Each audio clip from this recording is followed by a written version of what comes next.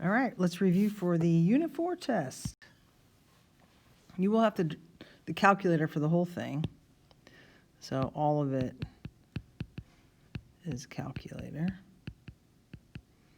So to draw this graph, of course, just put it into y equals.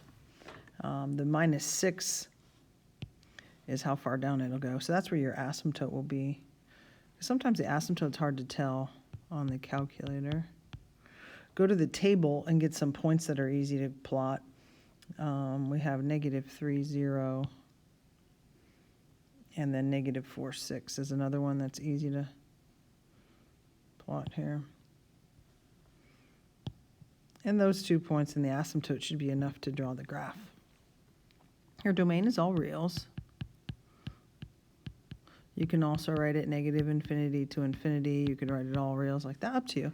However you want to write the range, or the domain and the range. The range goes from -6 up to infinity, or you could write y is greater than -6.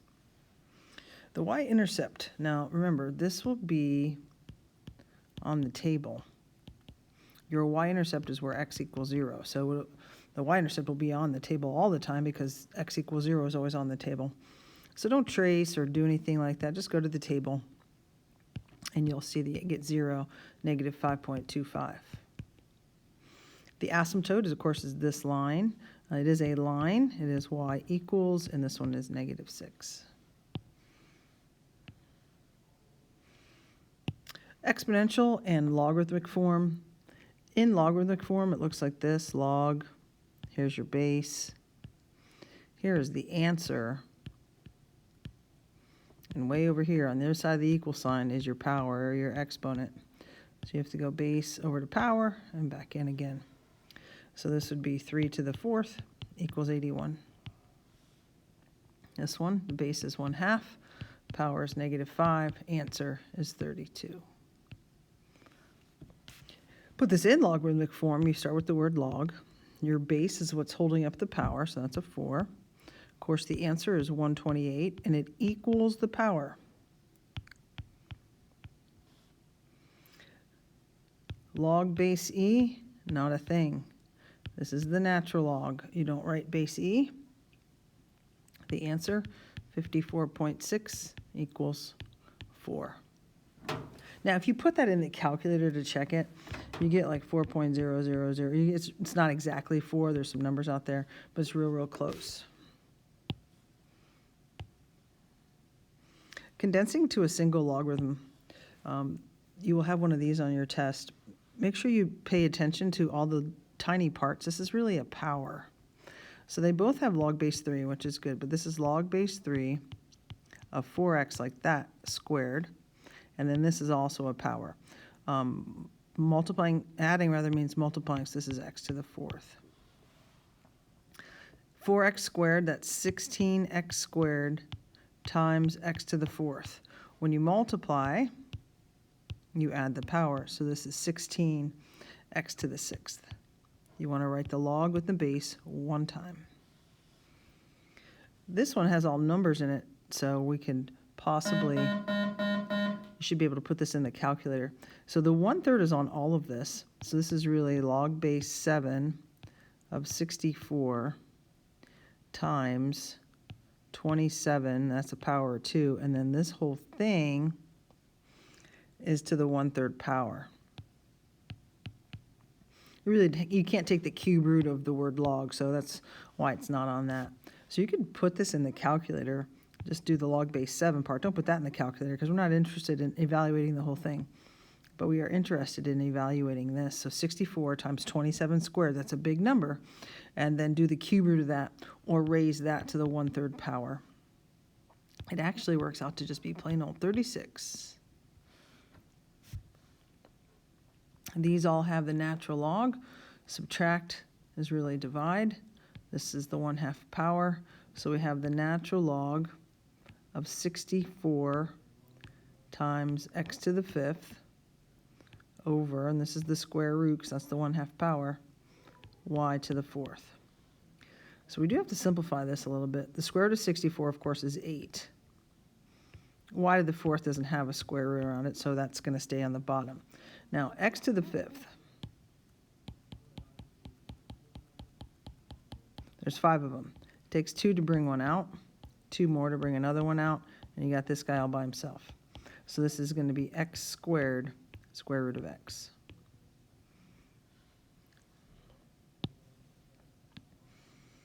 Expanding. Remember, we want to make this messy. We want it to be as big as it can be, long, lots of parts, powers all separated. So this is really the natural log of x squared y. This whole thing is to the 1/3. So when we go to separate this out, this is the natural log of x squared plus the natural log of y. This whole thing is really to the 1/3. This power can come out in front. So this is 2 natural log of x plus the natural log of y, but still everything is to the 1/3 power. So that 1/3 power has to be with every single thing. Well, 2 times 1/3, that's 2/3 natural log of x plus 1/3 natural log of y. Now, you don't have to take it that many steps, but I wanted to go through each and every step. This you can't separate, but this is really log base 7 of 4x minus 5 to the 1/2 power. So the only thing we can do there is put the 1/2 out in front. Remember, it goes all the way out in front of the word log. For number 11, there's a lot going on here. This is log. This is 5 to the 3rd, square root of x to the 3rd, minus, because we're dividing, the log of y squared. Now, we got a lot of work to do here. So this is really going to turn into adding. 5 to the 3rd is 125. So we have the log of 125 plus 3 times the log of x, which is to the 1/2 power, minus 2 log y. So we got this to fix still. So the log of 125 plus 3/2 log of x minus 2 log y. Oh, that's y squared, sorry. And that's a 3. I forgot the 3. This is y squared like this to the 3. This is really a 6. You probably saw that, and I didn't see it till the very end. So you multiply these power to a power, you multiply and bring that out in front.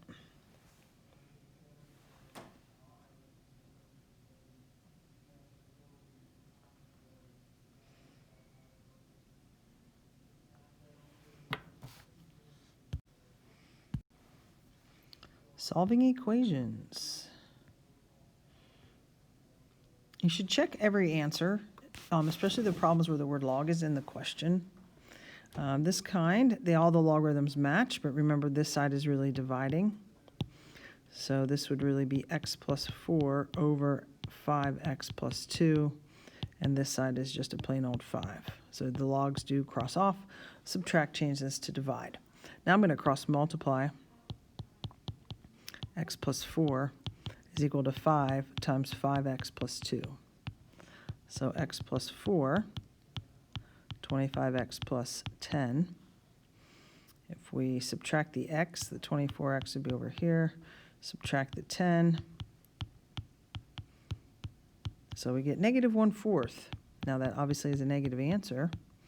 And if you think about putting the negative 1/4 back in here, that's going to be positive. This will also be positive. So the negative 1/4, despite the fact that it's negative, does stay.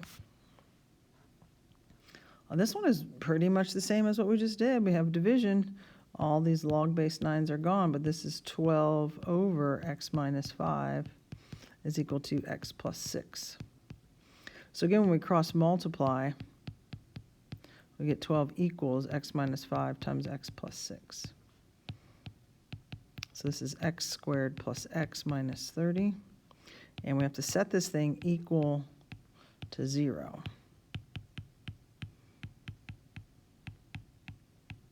Now we have to factor it. So factors of 42 with a difference of 1 would be 6 and 7. And we want the 7 to be positive. So we get x equals 6 and also negative 7. Now, if you put the negative 7 right there, that's going to give you a negative number. So that gets thrown out.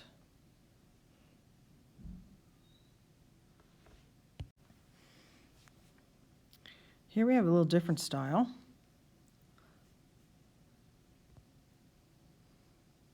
They don't all have the log or the natural log. So that means condense down the one side and we'll swoop. So this is the natural log of 2 times x minus 7. Over here is just a plain old 8. Now remember, natural log is base e. So it's going to be e to the 8th equals that. So e to the 8th equals 2x minus 14. So you'll have to add 14 and divide by 2. And this is what goes in the calculator. We go to 3 decimal places, and we get 1,497.479. This one is similar, but it has a little bit more work involved. We're going to subtract 2 first. Now your calculator will do this. 11/3 minus 2, then you go to math. Hit enter twice. That'll give you back a fraction. So this is, you want a fraction. You do not want a decimal. A decimal is a rounded answer. And over here we get 5/3. Now we swoop this out. 8 to the 5/3 power is equal to 7 minus 5x.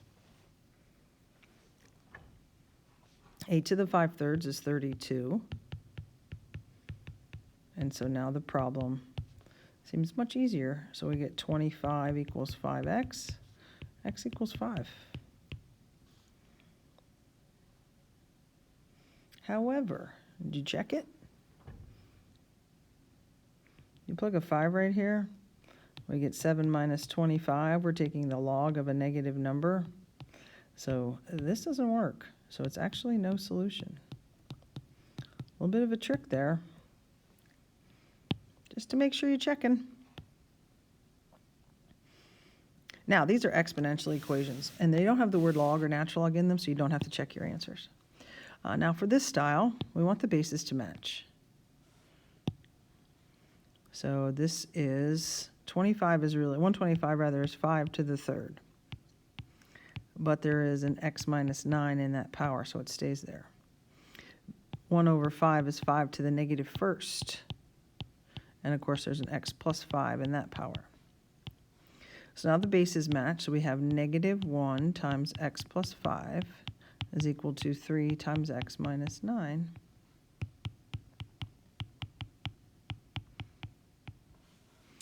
I'm going to put the x's on this side. So I'm going to add x. So this is a 4x. I'm going to add 27. So we get 22 over here. So we'll divide both sides by 4. And you get 5.5, or you can have a fraction, 11/2. Again, here we want to get this thing all by itself, so we have to add the 40. So now we have e, because that's hard to work with, so get it isolated.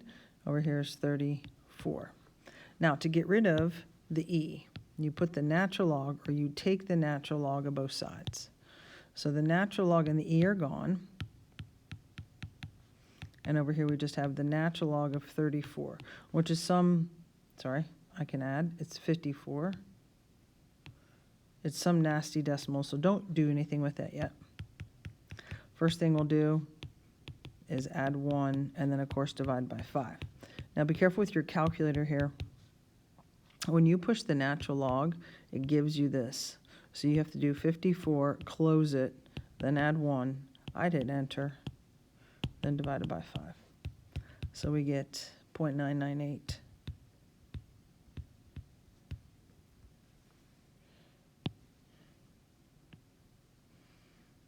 This one looks a little crazy also, but remember, you just want to get this guy all by itself. It's just arithmetic. So we'll subtract 60. So we have negative 3 times the 1/2 to the 4x equals negative 48. Divide by negative 3. So we have 1/2 to the 4x is equal to 16. Now you could take the log of both sides. Log of 1/2. And then the 4x would come out in front.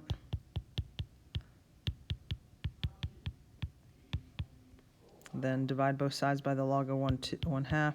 4x is equal to log of 16 over log of 1/2. And then take that whole thing and divide by 4. Another way you could do this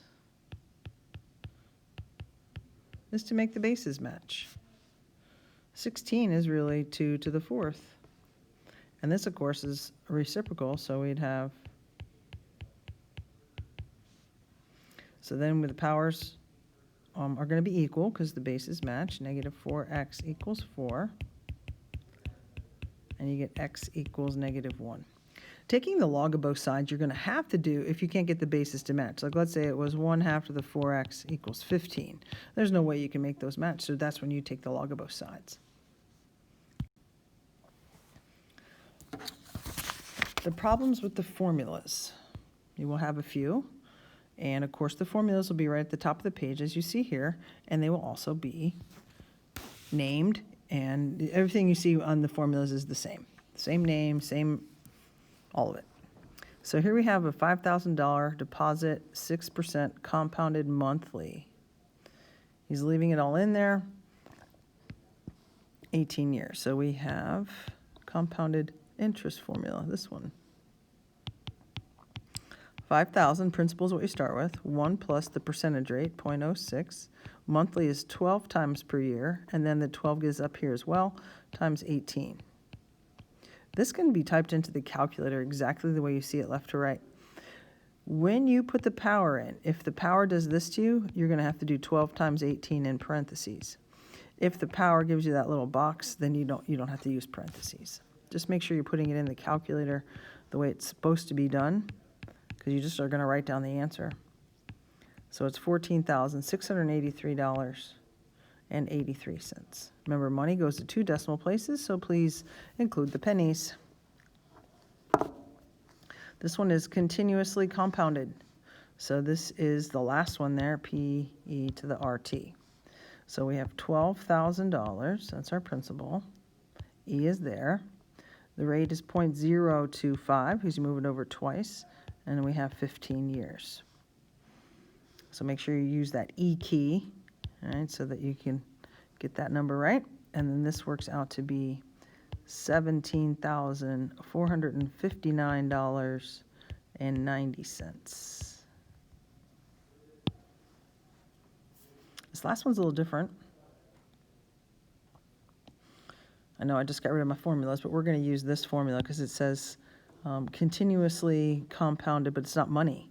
So it's n equals n sub 0 e to the kt power. So we have 30 ants. That's the initial. So we know we have 30. From this point, the population increases 4% each hour. And then how many hours take to reach 100? So we have E. K is your rate, or your constant, which is 0.04. The time is what we're looking for. And we know that the answer over here, or the goal is to get 100.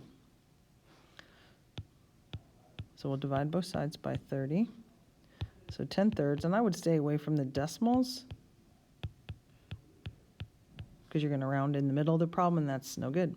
To get rid of base E, you're going to take the natural log. So we're going to take the natural log of 10/3, the natural log of E to the 0.04t, so it's gone. So we have the natural log of 10/3, just is the power. And then we'll just divide by plain old 0.04. So again, you're going to do natural log, you're going to do 10/3 like that, then divided by 0.04. So we get 30.099 hours.